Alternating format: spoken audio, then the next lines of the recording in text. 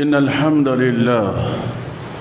الحمد لله نحمده ونستعينه ونستغفره ونؤمن به ونتوكل عليه ونعوذ بالله من شرور أنفسنا ومن سيئات أعمالنا ومن يهده الله فلا مضل له ومن يضلله فلا هادي له وأشهد أن لا إله إلا الله وأشهد أن محمدًا عبده ورسوله يا أيها الذين آمنوا اتقوا الله حق تقاته ولا تموتن إلا وأنتم مسلمون يا أيها الناس اتقوا ربكم الذي خلقكم من نفس واحدة وخلق منها زوجها وبث منهما رجالا كثيرا ونساء واتقوا الله الذي تساءلون به والأرحام إن الله كان عليكم رقيبا يا أيها الذين آمنوا اتقوا الله وقولوا قولا سديدا يصلح لكم أعمالكم ويغفر لكم ذنوبكم ومن يطع الله ورسوله فقد فاز فوزا عظيما أما بعد فإن خير الحديث كتاب الله وخير الهدي هدي محمد صلى الله عليه وسلم وشر الأمور محدثاتها وكل محدثة بدعة وكل بدعة ضلالة وكل ضلالة في النار أعوذ بالله من الشيطان الرجيم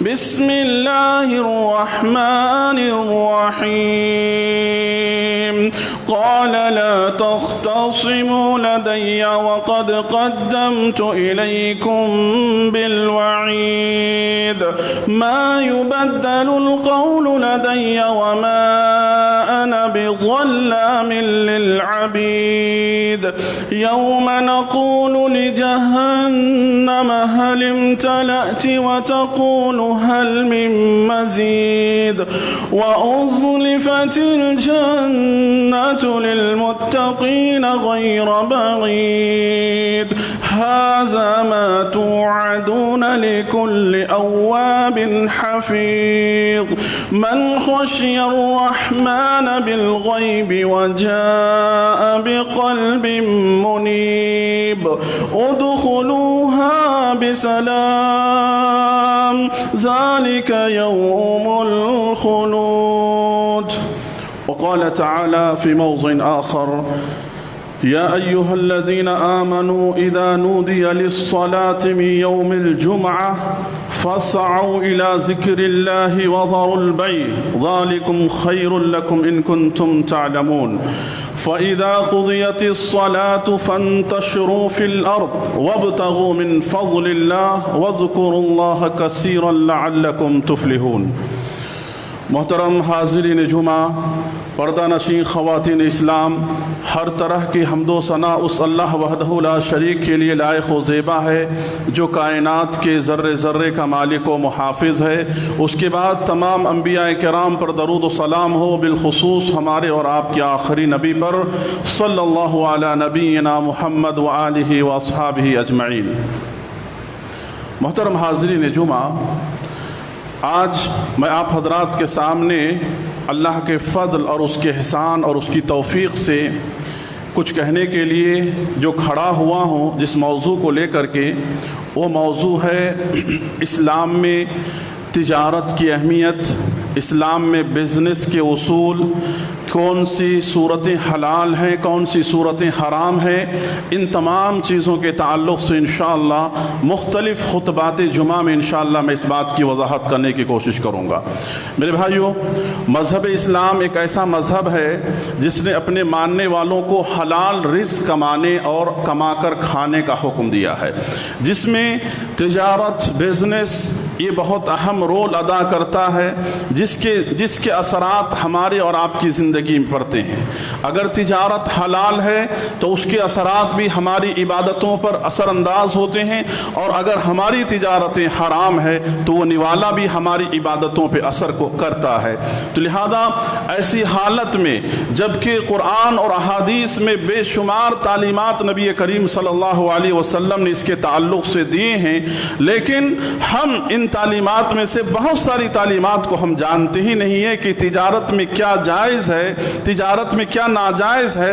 ان تمام چیزوں سے ہم نا آشنا ہیں، نا واقف ہیں، لہذا اس کی اہمیت کا آپ اندازہ لگائیں کہ قرآن اور حدیث میں تاجروں کے لیے اللہ کے رسول صلی اللہ علیہ وسلم نے بڑی بڑی بشارتیں سنائی ہیں، بڑی بڑی خوشخبریاں سنائی ہیں۔ وہیں پر جو لوگ دھوکہ دہی، دغا بازی کے ذریعے سے تجارت کرتے ہیں، ایسے لوگوں کے لیے وعید اور جہنم کی سزا بھی سنائی گئی ہے۔ تو تجارت کے تعلق سے آپ دیکھیں گے کہ محدثین کرام نے جہاں مختلف قسم کے ابواب اور مختلف قسم کے چیپٹرز باندھے ہیں احادیث صحیحہ کے اندر، مختلف احادیث کی کتابوں میں، وہیں پر آپ دیکھیں گے کہ محدثین نے الحمدللہ بڑی محنت کے ساتھ اللہ کے رسول صلی اللہ علیہ وسلم کی ساری احادیث کو جمع کر کے کتاب البیوع کے نام سے، بے کہتے ہیں تجارت کو، بیوع ہے جمع اس کی، یعنی تجارت اور بزنس کے تعلق سے مستقل طور پر چیپٹرز ہیں، ابواب ہیں، بابیں ہیں، جو مدارس کے اندر مہینوں مہینے پڑھائے جاتے ہیں طلباء کو، اس کے باوجود یہ مسائل ختم نہیں ہوتے ہیں۔ تو اتنی بڑی بات جب ہے تو ان تمام چیزوں کے تعلق سے، کیونکہ آدمی جب تک معاملات کے اندر صحیح نہیں ہے، آدمی دین میں عبادات میں اپنی جگہ پر کتنا بھی اچھا ہو، لیکن اگر معاملات کے اندر انسان صحیح نہیں ہے تو کل قیامت کے دن وہ انسان کامیاب نہیں ہو سکتا ہے۔ لہذا معاملات کی درستگی اللہ کے رسول صلی اللہ علیہ وسلم کی احادیث صحیحہ کی روشنی میں ہم اور آپ درست کرنے کی کوشش کریں گے۔ محترم حضرات، آپ کے سامنے میں نے سورۃ الجمعہ کی 2 آیتیں تلاوت کی ہیں۔ اللہ تبارک و تعالی بیان فرما رہے ہیں کہ اے وہ لوگوں جو ایمان لائے ہو، جمعہ کے دن نماز کی اذان دی جائے تو تم اللہ کے ذکر کی طرف دوڑ پڑو، اور خرید و فروخت کو تم چھوڑ دو، خرید و فروخت کو تم بند کر دو، یہ تمہارے حق میں بہت ہی بہتر ہے اگر تم جانتے ہو تو۔ پھر دوسری آیت میں اللہ رب العالمین نے کہا پھر جب تم نماز سے فارغ ہو جاؤ، فَإِذَا قُضِيَتِ الصَّلَاةُ، جب نماز مکمل ہو جائے، نماز سے فارغ ہو جاؤ تو اللہ کی زمین میں اللہ کے رزق کو تلاش کرنے کے لیے تم اللہ کی زمین میں پھیل جاؤ، اللہ کا ذکر زیادہ سے زیادہ کرو تاکہ تم کامیاب ہو جاؤ، فلاح پا سکو، بہبودی پا سکو۔ میرے بھائیو، تجارت کی جیسے کہ میں نے آپ کے سامنے بیان کیا کہ اسلام کے اندر بڑی اہمیت ہے، تجارت کی بڑی اہمیت ہے، اور اس تجارت کی اہمیت کے لیے یہ بات کہنا کافی ہوگا کہ ہمارے اور آپ کے آخری نبی محمد صلی اللہ علیہ وسلم ایک کامیاب، ایک بہترین اور ایک تجربہ کار اور ایک کثیر منافع حاصل کرنے والے ایک بہترین تاجر کی طرح، تاجر کے حیثیت سے نبی کریم صلی اللہ علیہ وسلم کی پہچان عرب دنیا کے اندر تھی۔ آپ کو معلوم ہے کہ نبوت سے پہلے نبی کریم صلی اللہ علیہ وسلم نے جب سامان تجارت لے کر کے ملک شام حضرت خدیجہ الکبریٰ رضی اللہ عنہا کا پورا کیپٹل، پورا سرمایہ مال لے کر کے جب گئے تو کافی منافع کے ساتھ نبی کریم صلی اللہ علیہ وسلم لوٹے تھے، اور جب اللہ کے رسول صلی اللہ علیہ وسلم کے منافع کو لوگوں نے دیکھا، فائدے کو جب لوگوں نے دیکھا تو ہر انسان یہ چاہتا تھا کہ محمد صلی اللہ علیہ وسلم میرا مال لے لے اور میرا مال لے کر کے تجارت میں لگائے اور اس سے مجھے منافع دے۔ تو اللہ کے رسول صلی اللہ علیہ وسلم ایک بہترین اور کامیاب تاجر تھے جو ہمارے لیے، آپ کے لیے، دنیا والوں کے لیے، قیامت تک کی آنے والے انسانیت کے لیے آپ آئیڈیل ہے۔ اللہ نے کہا لَقَدْ كَانَ لَكُمْ فِي رَسُولِ اللَّهِ أُسْوَةٌ حَسَنَةٌ، نبی کی زندگی تمہارے لیے اسوہ ہے، آئیڈیل ہے۔ نبی کو تم کس طرح سے ان کی زندگی کو لینا چاہتے ہو، عملی طور پر ہر طرح کی صلاحیت اور خوبی کو اللہ نے ان کی زندگی میں جمع کر دیا ہے۔ اللہ نے ان کے اندر زندگی میں جمع کر دیا. تو لہذا اور اس سے پچھلے انبیاء کی زندگی کو دیکھتے ہیں تو وہ لوگ بھی کیا ہے تجارت کرتے تھے, بزنس کرتے تھے, حلال روزگاری کیا کرتے تھے اور حلال روزگاری کے ذریعے سے اپنی زندگی کو چلایا کرتے تھے. اس لیے اللہ تبارک و تعالی نے کہا یا ایھا الرسل کلوا من الطیبات واعملوا صالحا. اے انبیاء کرام کی جماعت, اے انبیاء کرام کی جماعت, تو آپ کیا کریں, حلال روزی کھائیں, حلال رزق حاصل کریں. اور انبیاء کرام حلال روزی کھاتے ہیں. لہذا آپ دیکھیے کہ حضرت نوح علیہ السلام اپنے زمانے کے سب سے ماہر اور بہترین کارپینٹر تھے, اپنے زمانے کے بہترین کارپینٹر تھے حضرت نوح علیہ السلام. اللہ اکبر. آپ دیکھیے حضرت ادریس علیہ السلام کو اپنے زمانے کے بہترین ٹیلر تھے, ٹیلرنگ کرنا جانتے تھے اچھی طرح سے, حلال طریقے سے کمایا انہوں نے. آپ دیکھیے حضرت داؤد علیہ السلام کو, اللہ اکبر, حضرت داؤد علیہ السلام بہترین جنگی زرہ بنانے کے ماہر تھے. یہ ان کی تجارت, یہ ان کا بزنس تھا.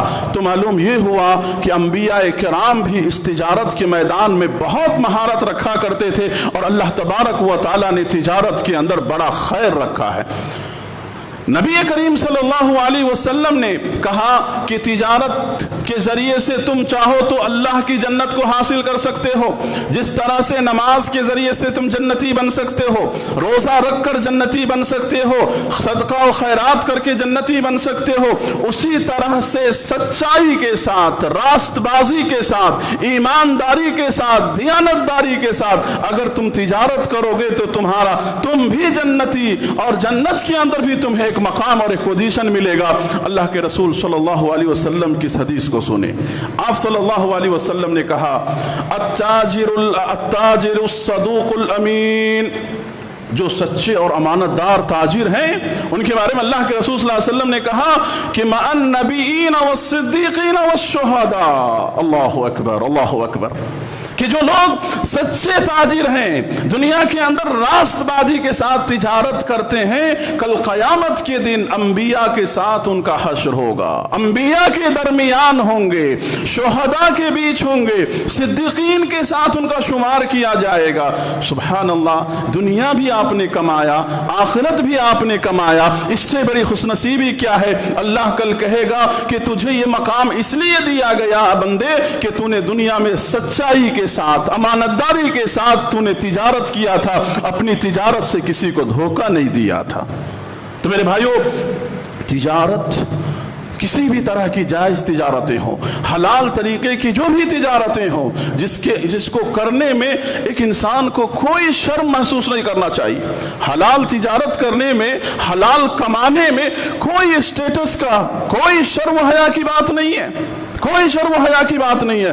آج بہت سارے لوگ مختلف قسم کی تجارت کرنے میں شرماتے ہیں. بھئی میرے خاندان کا یہ تجارت نہیں ہے, میرے باپ دادا نے یہ نہیں کیا ہے, میں کیسے کروں, مجھے شرم آتی ہے, لوگ کیا کہیں گے, لوگ انگلیاں اٹھائیں گے. وَلِيَعْوذُ بِاللَّهِ.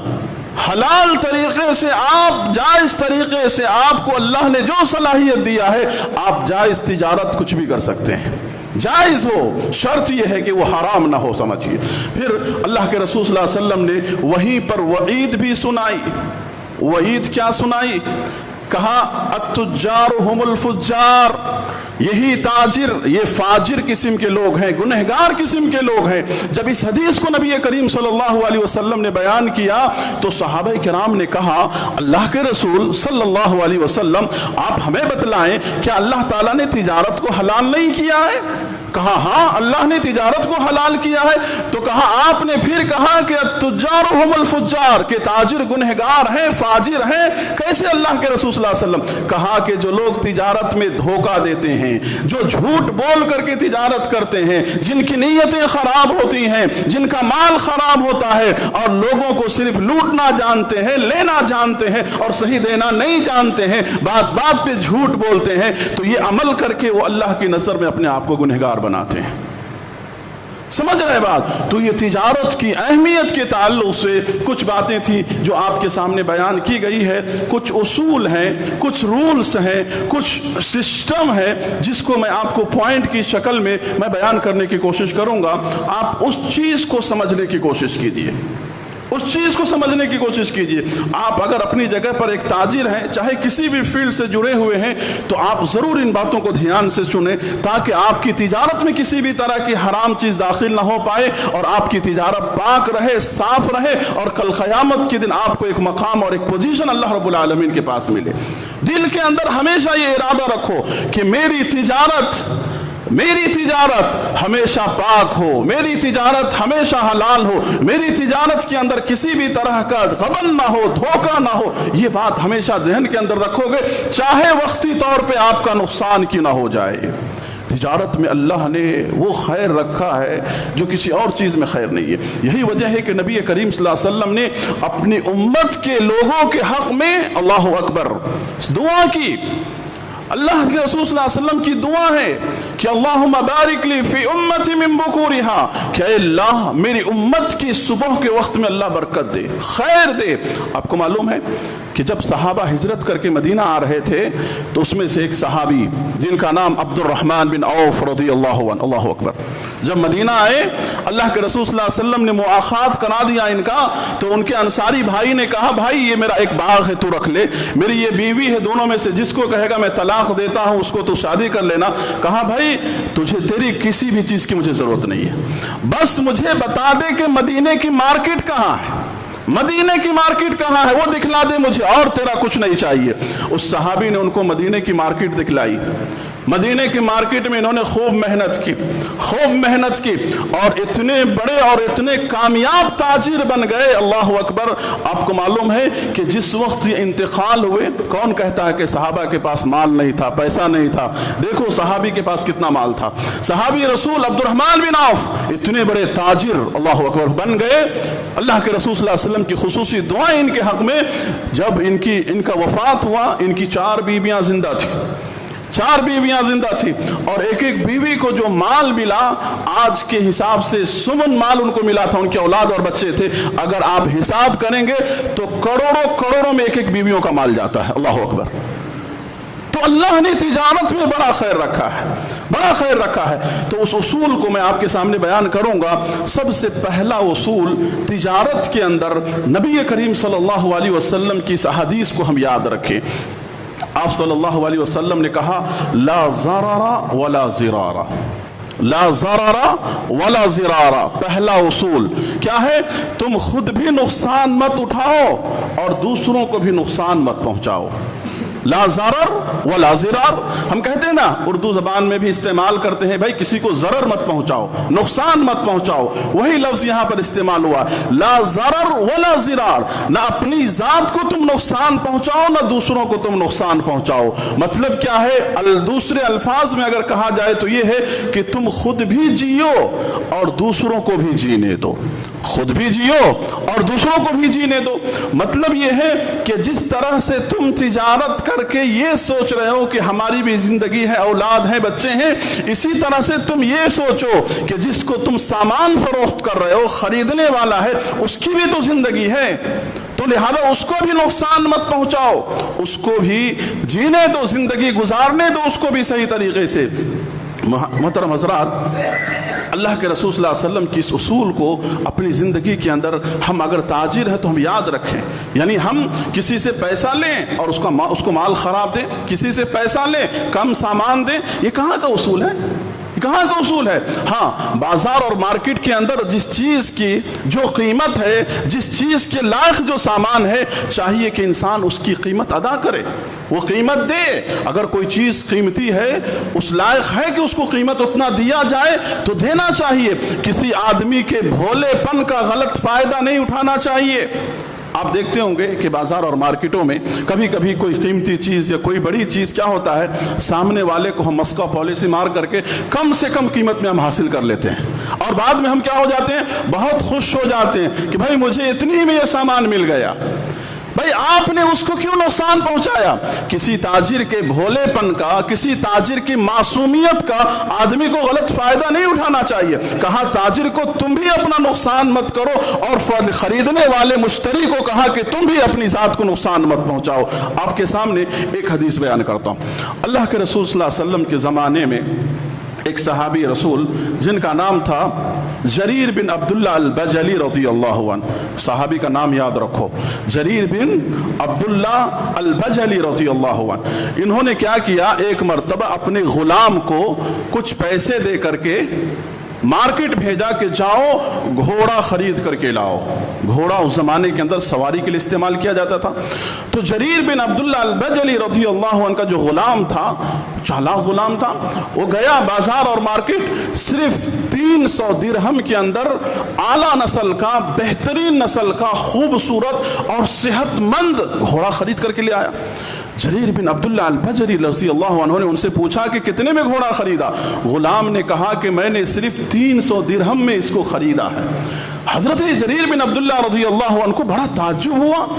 کہا کہ کون وہ اللہ کا بندہ تجھے اپنا اتنا نقصان کر کے اتنا قیمتی مال تجھے دے دیا؟ اس کی قیمت تو اور زیادہ ہوگی، اتنا کم اس کا قیمت نہیں ہوگا. لہذا چلو مجھے بتلاؤ کہ کس شخص نے تجھے یہ سامان بیچا ہے، کون بیچنے والا ہے. لہذا دیکھیے اللہ اکبر، تاریخ میں یہ چیز سنہرے الفاظ میں لکھے گئے، صحابی رسول کی امانت داری. اللہ اکبر.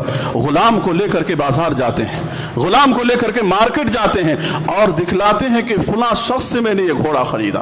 اس سے کہا ارے اللہ کے بندے، تم نے اتنا بڑا نقصان کیوں کر لیا اپنا؟ لا ضرر ولا ضرار، کیوں اپنا نقصان کر لیا؟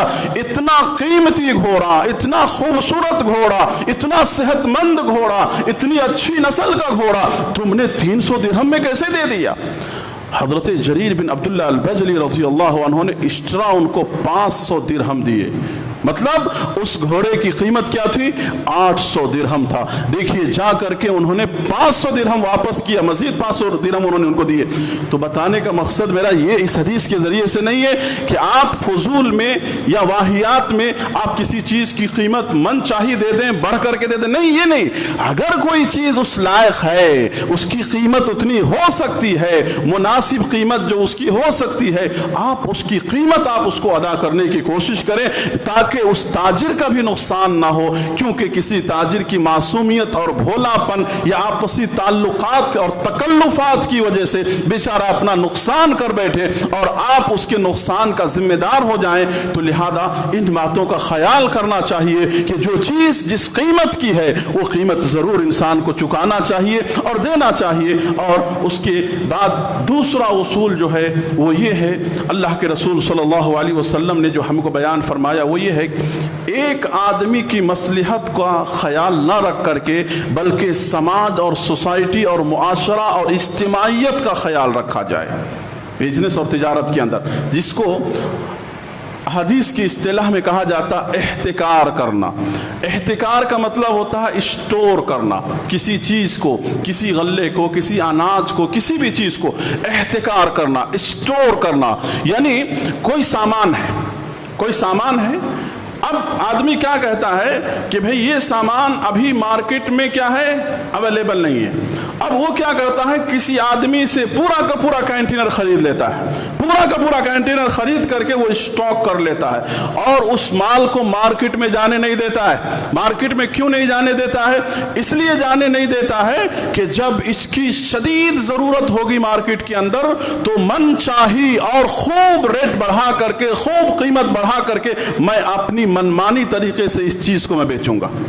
ضرورت ہے مارکیٹ میں، لیکن وہ چیز کیا کر رہا، کوئی ایک شخص پورا کا پورا ایک آدمی کو بیچ دے رہا اور پورا کا پورا وہ اسٹوریج کر لے رہا، اور اسٹوریج کرنے کی وجہ سے مارکیٹ میں مال اویلیبل نہیں ہو رہا. جب کہیں سے مال نہیں آتا ہے اس وقت یہ اپنی منمانی قیمت ڈال کر کے لوگوں کے خون پسینے کو چوسنے کی کوشش کرتا ہے. اللہ کے رسول صلی اللہ علیہ وسلم نے ایسا کرنے سے، ایسی تجارت کرنے سے، ایسے اسٹور کرنے سے اللہ کے رسول صلی اللہ علیہ وسلم نے منع کیا. ہاں بزنس کے اندر بھئی آپ کو ضرورت ہے اسٹور کرنے کی، آپ مارکیٹ کے لحاظ سے کر سکتے ہیں. ایسا نہیں اس حدیث کا مطلب یہ سمجھے کہ بھئی خطبے کے اندر اسٹور کرنے سے منع کیا گیا. نہیں، آپ کریں جو کہ ضرورت مارکیٹ کے اندر جس حساب سے ہوتا ہے، جس طرح سے آپ مال لیتے ہیں اس اندازے کے حساب سے کریں، لیکن اس نیت کے ساتھ آپ نہ کریں کہ میں اس کو اسٹور کر کے رکھتا ہوں لیکن جس وقت ضرورت لوگوں کی ہوگی اس وقت میں اس مال کو باہر کروں گا اور اس وقت میں خوب. جیسے کہ آج آپ دیکھتے ہوں گے مختلف کمپنیز ہے، बड़ी बड़ी कंपनीज है। अब वो कंपनी क्या करती है, मुख्तलिफ सामान क्या करती है, पूरी की पूरी समझिए मार्केट से उठा लेती है एक साथ और अपने पास वो स्टोर करके रखती है। पूरा सामान फल फ्रूट्स के अंदर भी आप देखते होंगे कि उसको फेजोन करके रखा जाता है। मार्केट के मुख्तलिफ बड़ी बड़ी मार्केटों से, मंडियों से पूरा उठा लिया जाता है और उसको फिर क्या है, अपनी कीमत के हिसाब से मार्केट में बेचते हैं। तो एहतिकार करने के बारे में नबी करीम सल्लल्लाहु अलैहि वसल्लम ने मना किया और कहा, अल्लाह के रसूल सल्लल्लाहु अलैहि वसल्लम ने, ला यहतक़िरु इल्लल खाति, ये एहतिकार नहीं करता है मगर गुनहगार इंसान। जो करता है वो गुनहगार है वो आदमी। लिहाजा आप इन उसूलों को, इन बातों को याद रखें। और दूसरी बात और आखिरी बात वो ये है, जिसको कह करके मैं अपनी बात को ख़त्म करता हूँ, वो ये है कि धोखाधड़ी, तिजारत के अंदर धोखाधड़ी से हमको बचना चाहिए। तिजारत के अंदर किसी भी तरह से हम सामने वाले को धोखा देने की कोशिश ना करें। देखें, धोखाधड़ी की दो सूरत है। धोखाधड़ी की दो सूरत है। एक सूरत तो ये है कि ताजिर की नीयत खराब होती है। ताजिर पहले से ये सोच लेता है कि भाई सामने वाले कस्टमर को मुझे धोखा देना है, उसकी नीयत सही नहीं होती है। लिहाजा एक मर्तबा नबी करीम सल्लल्लाहु अलैहि वसल्लम बाजार और मार्केट में गए, मदीने की मार्केट में। आसमान से वही ने इस बात की इत्तिला आपको दी, वही ने आकर के आपको ये बतलाया कि फला जगह पर बिजनेस और तिजारत धोखे तरीके से किया जा रहा है। आप सल्लल्लाहु अलैहि वसल्लम उस जगह पर पहुंचे, अचानक आपने देखा कि गल्ला और अनाज का बहुत बड़ा ढेर रखा हुआ है, ऊपर से सूखा हुआ गल्ला है, और आपने जब उसके अंदर हाथ लगाया तो आप देख रहे हैं कि अंदर का गल्ला जो है, अनाज जो है, पूरी तरह से भिगा हुआ है। आप सल्लल्लाहु अलैहि वसल्लम ने जब उससे पूछा तो उसने कहा, अल्लाह के रसूल, रात बारिश हुई जिसकी वजह से गल्ला भीग गया। तो आपने कहा कि ये भीगा हुआ गल्ला तुमने ऊपर क्यों नहीं रखा? अल्लाह के रसूल सल्लल्लाहु अलैहि वसल्लम ने उस वक्त कहा, मन गश्शना फलैसा मिन्ना, कि जो इंसान धोखा दे वो हम में से नहीं है। यानी वो मिसाली मोमिन हो नहीं सकता है, उसका किरदार मिसाली नहीं हो सकता है, उसका कैरेक्टर मिसाली नहीं हो सकता है। लिहाजा मालूम ये हुआ कि आदमी को धोखाधड़ी से बचना चाहिए। एक ताजिर जिसका दो चेहरा नहीं हो, दो रुख नहीं होना चाहिए। वो मामला करते हुए एक चेहरा, पैसा लेते हुए एक मामला, देते हुए एक मामला, लेते हुए एक सलूक, देते हुए एक सलूक, माल लेते हुए उसका एक कैरेक्टर, लेते हुए एक कैरेक्टर। डबल चेहरा नहीं होना चाहिए, इन चीजों से बचना चाहिए। और दूसरा जो धोखे का दूसरा जो सूरत है धोखे का, वो ये है कि ताजिर जो है वो धोखा देना नहीं चाहता।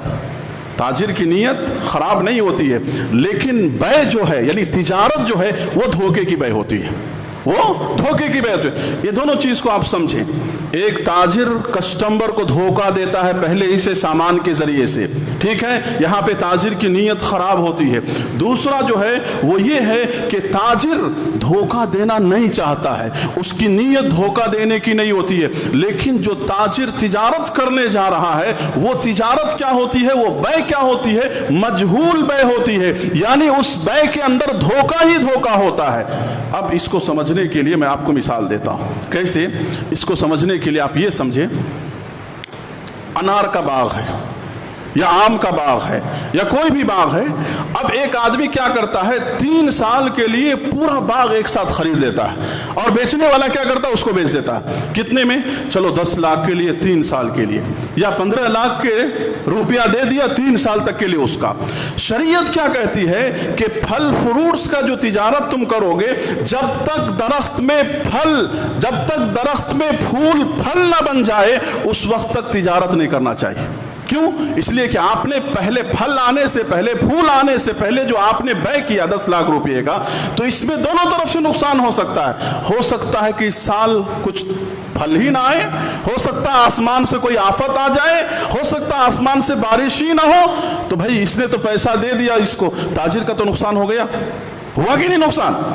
इसलिए जब फूल आ जाए, फल आ जाए, तुम अगर उस सूरत में अगर तिजारत करोगे तो एक अंदाजा, देखो भाई फल इतना है, इसका अंदाजा इतना हो सकता है, इतना पैसा आदमी दे करके मार्केट उस बाग को खरीद सकता है आदमी। یہ سمجھ لے بات. تو لہذا کہا جا رہا ہے کہ تم ایسی تجارت مت کرو جس میں دھوکہ ہو سکتا ہے تمہارا. یا ایسا بھی ہو سکتا ہے کہ 3 سال کے لیے 10 لاکھ روپیہ میں ایک آدمی نے آم کا باغ لیا, انار کا باغ لیا, کھجور کا باغ لیا, کچھ بھی لیا, 10 لاکھ 1 سال میں ہی اس نے 20 لاکھ روپیہ کما لی.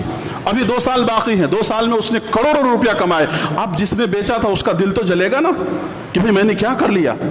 ہاں, اس کو 10 لاکھ میں دیا, اس نے 3 سال میں کروڑ روپیہ کما لیا. تو لہذا اسی طرح سے اس بات کو سمجھنے کے لیے ایسے ہی سمجھیں آپ, جیسے تالاب ہے, تالاب کے اندر مچھلی ہے.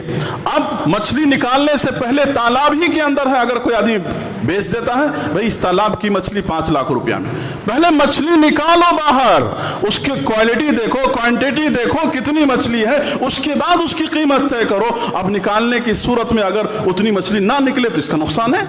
تو لہذا دیکھیے دھوکہ 2 طرح کا, ایک تاجر دھوکہ دیتا ہے اور ایک تجارت میں دھوکہ تاجر کو ہوتا ہے. لہذا ان دونوں چیزوں سے آدمی کو کیا کرنا چاہیے, اوائڈ کرنا چاہیے, بچنا چاہیے میرے بھائیوں. تو آج کی خطبہ جمعہ میں آپ کے سامنے یہ 3 اصول بیان کیا ہوں. انشاءاللہ آنے والے خطبے میں مزید اس کو کنٹینیو کرتے ہوئے مزید اور بھی اصول آپ کے سامنے بیان کروں گا. اللہ رب العالمین سے دعا ہے کہ رب العالمین جو بات کہی گئی ہے ان باتوں کو اللہ ہمیں سمجھنے کی توفیق نصیب فرما, آمین.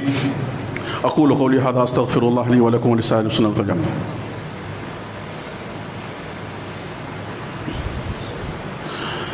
الحمد لله رب العالمين والعاقبة